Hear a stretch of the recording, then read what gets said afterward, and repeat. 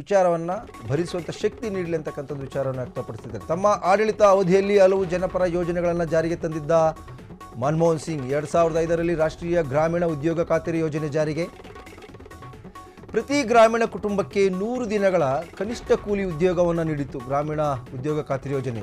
2005ರಲ್ಲಿ ಮಾಹಿತಿ ಹಕ್ಕು ಕಾಯ್ದೆ RTIಯನ್ನು ಜಾರಿಗೆ ತಂದಂಥದ್ದು ಇವರಿಗೆ ಸಲ್ತಕ್ಕಂಥ ಕೀರ್ತಿ.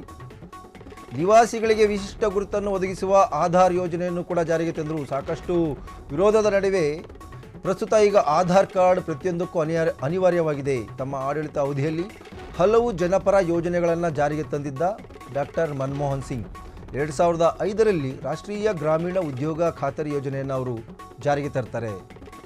ಪ್ರತಿ ಗ್ರಾಮೀಣ ಕುಟುಂಬಕ್ಕೂ ಕೂಡ 100 ದಿನಗಳ ಕಾಲ ಕನಿಷ್ಠ ಒಂದು ಕೂಲಿಯನ್ನು ನೀಡ್ತಕ್ಕಂಥ ಒಂದು ಯೋಜನೆ ಆಗಿತ್ತು. ಸಾಕಷ್ಟು ಭಾರತದ ಅಭಿವೃದ್ಧಿಗೆ ಬೇಕಾದಂಥ ಕನಸುಗಳನ್ನು ಯೋಜನೆಗಳನ್ನು ಜಾರಿಗೆ ತಂದ ಕೀರ್ತಿ ಅದು ಡಾಕ್ಟರ್ ಮನಮೋಹನ್ ಸಿಂಗ್ ಅವರಿಗೆ ಸಲ್ಲುತ್ತದೆ. 2 ಅವಧಿಗೆ ಅವರು ಪ್ರಧಾನಿಯಾಗಿ ದೇಶದ ಜನರಿಗೆ ಒಂದು ಸೇವೆಯನ್ನು ಸಲ್ಲಿಸಿದ್ದಾರೆ. ಬಹಳ ಮುಖ್ಯವಾಗಿ ಗ್ರಾಮೀಣ ಭಾಗದ ಜನರ ಒಂದು ಸ್ವಾವಲಂಬಿ ಬದುಕನ್ನು ಕಟ್ಟಿಕೊಳ್ಳಲಿಕ್ಕೆ ಪ್ರಸ್ತುತ ನಾವೇನು ಮಹಾತ್ಮ ಗಾಂಧಿ ಗ್ರಾಮೀಣ ಉದ್ಯೋಗ ಖಾತರಿ ಅಂತ ಏನು ಕರಿತೀವಿ, ಅದನ್ನು 2005ರಲ್ಲಿ ಗ್ರಾಮೀಣ ಉದ್ಯೋಗ ಖಾತರಿ ಅಂತ ಒಂದು ಯೋಜನೆಯನ್ನು ಜಾರಿಗೆ ತರಲಾಯಿತು. ಪ್ರಸ್ತುತ ಪ್ರಾರಂಭದಲ್ಲಿ ಸುಮಾರು 200 ಹಳ್ಳಿಗಳಿಗೆ ಪ್ರಾಯೋಗಿಕವಾಗಿ ಆ ಒಂದು ಕಾರ್ಯಕ್ರಮವನ್ನು ಜಾರಿಗೆ ತರಲಾಯಿತು.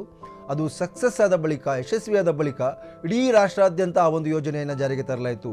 ಕನಿಷ್ಠ ಒಂದು ಕುಟುಂಬಕ್ಕೆ ಗ್ರಾಮೀಣ ಭಾಗದಲ್ಲಿ 100 ದಿನಗಳ ಕಾಲ ಕೂಲಿಯನ್ನು ಕೊಡಬೇಕು. ಗ್ರಾಮೀಣ ಜನರ ಬದುಕನ್ನು ಆರ್ಥಿಕವಾಗಿ ಪುನಶ್ಚೇತನಗೊಳಿಸಬೇಕು, ಉತ್ತೇಜನಗೊಳಿಸಬೇಕು ಅಂತ ಆ ಒಂದು ಯೋಜನೆಯನ್ನು ಜಾರಿಗೆ ತಂದಿದ್ದರು. ಇನ್ನು ಬಹಳ ಮುಖ್ಯವಾಗಿ ಆ ಒಂದು ಯೋಜನೆ ಇವತ್ತು ಸಾಕಷ್ಟು ಜನರ ಸ್ವಾವಲಂಬಿ ಬದುಕಿಗೆ ಅನುಕೂಲವಾಗಿದೆ. ಸಹಜವಾಗಿಯೇ ಗ್ರಾಮೀಣ ಭಾಗದಲ್ಲಿ ಮಳೆಯಾಧಾರಿತ ಬೇಸಾಯ ಅಥವಾ ಕೂಲಿ ಕಾರ್ಮಿಕರು ಹೆಚ್ಚಾಗಿರ್ತಕ್ಕಂಥದ್ದು. ಮಳೆ ಬಂದಂಥ ಸಂದರ್ಭದಲ್ಲಿ ತಮಗಿರ್ತಕ್ಕಂಥ ಒಂದು ಜಮೀನಲ್ಲಿ ಕೆಲಸಗಳನ್ನು ಮಾಡ್ತಾರೆ. ಅದಾದ ಬಳಿಕ 6 ತಿಂಗಳ ಕಾಲ ಅವರು ಮನೆಯಲ್ಲೇ ಕೂರಬೇಕಾದಂಥ ಪರಿಸ್ಥಿತಿ ಆಗುತ್ತೆ. ಜೊತೆಗೆ ಬೇರೆ ಕಡೆ ಉದ್ಯೋಗ ಅರಿಸಿ ವಲಸೆ ಹೋಗಬೇಕಾಗುತ್ತೆ, ಕುಟುಂಬಗಳು ಶಿಫ್ಟ್ ಮಾಡಬೇಕಾಗುತ್ತೆ. ಈ ಎಲ್ಲ ನಿಟ್ಟಿನಲ್ಲಿ ತಾವಿರುವ ಸ್ಥಳದಲ್ಲೇ ಸರ್ಕಾರಕ್ಕೆ ಸಂಬಂಧಪಟ್ಟಂಥ ಭೂಮಿಗಳಲ್ಲಿ ಕೆಲಸ ಮಾಡೋದು. ಉದಾಹರಣೆಗೆ ಕೆರೆಗಳಲ್ಲಿ ಹೂಳೆತ್ತಕ್ಕಂಥ ಕಾರ್ಯಕ್ರಮ, ಜೊತೆಗೆ ನೀರುಗಾಲುವೆಗಳನ್ನು ನಿರ್ಮಾಣ ಮಾಡ್ತಕ್ಕಂಥ ಕಾರ್ಯಕ್ರಮ, ತಮ್ಮ ಜಮೀನುಗಳಲ್ಲೇ ನೀರಿನ ಹೊಂಡಗಳನ್ನು ನಿರ್ಮಾಣ ಮಾಡ್ತಕ್ಕಂಥ ಕಾರ್ಯಕ್ರಮಗಳಿಗೆ ಕೇಂದ್ರ ಸರ್ಕಾರ ಮತ್ತು ರಾಜ್ಯ ಸರ್ಕಾರದ ವತಿಯಿಂದ ಅನುದಾನ ಬಿಡುಗಡೆ ಮಾಡ್ತಕ್ಕಂಥ ಒಂದು ಯೋಜನೆ ಉದ್ಯೋಗ ಖಾತರಿ ಯೋಜನೆ. 60-40, 80-20 ರೀತಿಯಲ್ಲಿ, 70-30 ರೀತಿಯಲ್ಲಿ ಅದು ಒಂದು ಹಣವನ್ನು ಬಿಡುಗಡೆ ಮಾಡ್ತಕ್ಕಂಥ ಪದ್ಧತಿಯನ್ನು ಉದ್ಯೋಗ ಖಾತರಿ ಯೋಜನೆ ಮೂಲಕ ಪ್ರಾರಂಭ ಮಾಡಲಾಯಿತು.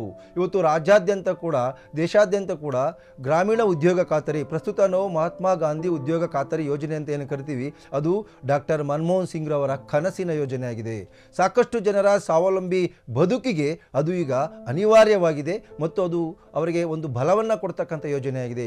ಈ ರೀತಿಯಾಗಿರ್ತಕ್ಕಂಥ ಅನೇಕ ಯೋಜನೆಗಳನ್ನು ಜಾರಿಗೆ ತಂದಂತಹ ದೇಶ ಕಂಡ ಮಹಾನ್ ಆರ್ಥಿಕ ತಜ್ಞ, ಭಾರತ ದೇಶದ ಆರ್ಥಿಕ ಅಭಿವೃದ್ಧಿಗೆ ತಮ್ಮದೇ ಆದಂಥ ಕೊಡುಗೆಯನ್ನು ಕೊಟ್ಟಂತಹ ಆರ್ಥಿಕ ತಜ್ಞ, ಉದಾರೀಕರಣ ತಜ್ಞ, ಭಾರತದ ಉದ್ಧಾರಕ್ಕೆ ಅವರದೇ ಆದಂಥ ಒಂದು ಯೋಜನೆಗಳನ್ನು ರೂಪಿಸಿಕೊಟ್ಟಂತಹ ಡಾಕ್ಟರ್ ಮನಮೋಹನ್ ಸಿಂಗ್ ರವರು ವಯೋಸಹಜ ಕಾಯಿಲೆಯಿಂದ ಬಳಲ್ತಾ ಇದ್ದರು. ನಿನ್ನೆ ಸಂಜೆ ಅಂದರೆ 9:51 ಅವರು ದೆಹಲಿಯ ಏಮ್ಸ್ ಆಸ್ಪತ್ರೆಯಲ್ಲಿ ಕೊನೆಯುಸಿರೆಳೆದಿದ್ದಾರೆ. ಸುಮಾರು 92 ವರ್ಷದ ವಯಸ್ಸಿನವರು.